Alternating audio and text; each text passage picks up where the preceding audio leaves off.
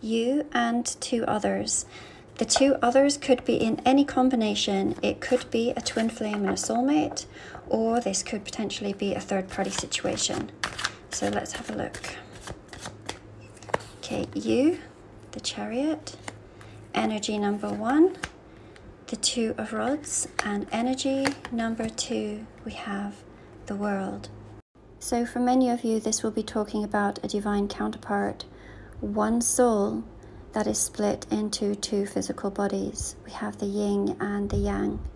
However, we can see that the heads are pointing in different directions, and as the Chariot card, in order to move forward, both need to be facing the same direction.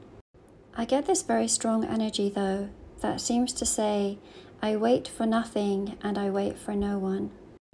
If this resonates, you may be on a spiritual journey and may feel very strongly that you have a purpose to fulfill and that nothing can hold you back. It's interesting because in a traditional Chariot card, it is the Emperor who drives the chariot and he holds no reins. The symbolism behind that is saying that every corner that they turn and every move that they make is one that is controlled by mindset alone, showing an extremely powerful manifestor. Energy number 1 speaks of coming to a crossroads and a decision. We see the flowers, which are tiger lilies, and one of their spiritual meanings is that of compassion and mercy. And for me, there is an energy of surrender in this particular reading. This second energy here, there is a completion of a cycle, perhaps a potential for a new cycle to begin. This circle made of sweetgrass is symbolic of a doorway or of a portal. Sweetgrass itself is often braided as we see in this picture and is used in ceremonies for purifying.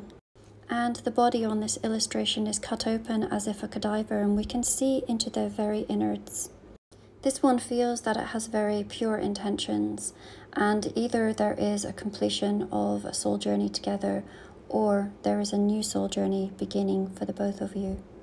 The combination of the World card and the Chariot card suggests that perhaps this person lives at a distance from you. Your energy, we have the Empress, energy number 1, the Four of Cups, and energy number 2, the Hermit. It's interesting that on both your pile and energy number 2's pile, they are both major arcana. I had mentioned earlier that I felt that you would have been on a spiritual journey, one of much growth, and this is illustrated here with these pepper vines. There is so much growth and so much warmth that you exude to others, that they love to be in your energy. You have strength, resilience, and willpower here with the femur bone, which is the strongest bone in the physical body. And in this particular deck, they use this bone in the Strength card. And there may be many that you are attracting on this journey. This energy number 1 could potentially be more of a karmic. If we look on the bottles, it says heroin, cyanide, morphine, and arsenic. Clearly something that you would not be a vibrational match to. There is every possibility that this may not even be your karmic. This could potentially be this energy number 2's karmic. And this could potentially be what the decision is about. On energy number 2's pile, we have the Hermit. And in this deck only do I see this as a twin flame card, as we have this one candle that burns and these two vines growing towards it. This very much speaks to me of one soul, one mind, and one purpose.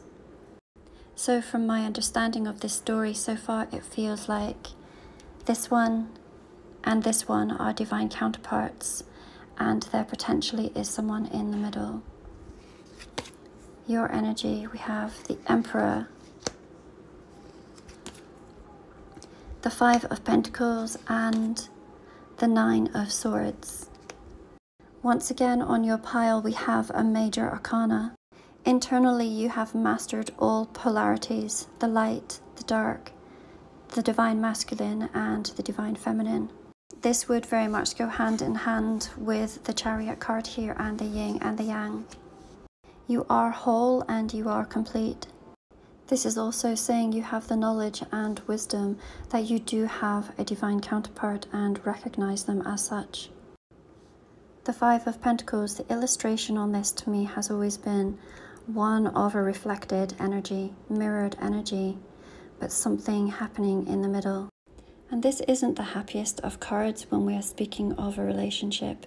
It can talk of the feelings of abandonment and neglect. Again, this is an energy that you will have outgrown if these cards are indicating the growth that you have gone through. The Nine of Swords here represents much thinking, and with the colors of the flowers, almost to the point of brooding. You see how the flowers are woven with the blades. It's almost as if they are entwined and protective of one another. Your energy, we have the Nine of Cups. Energy number 1, we have the Death card. And energy number 2, we have the Hierophant. This is where you are at with this Nine of Cups, this wish fulfillment. It speaks of it here. The energy that you are in is of wishes coming true, love, bliss, joy. This is what you are attracting into your life. This energy number 1, there will be a release, an ending, and for them there will be a transformation.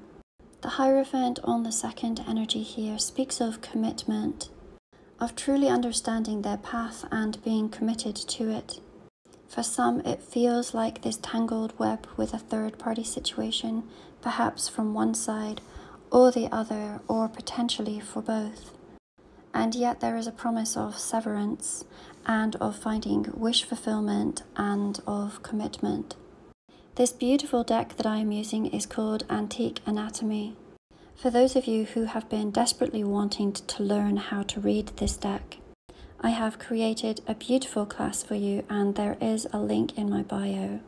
If you are wanting to learn more about the twin flame journey, I have created a free Facebook group, and tonight I will be going on live to talk about what are the signs that you have met your twin flame.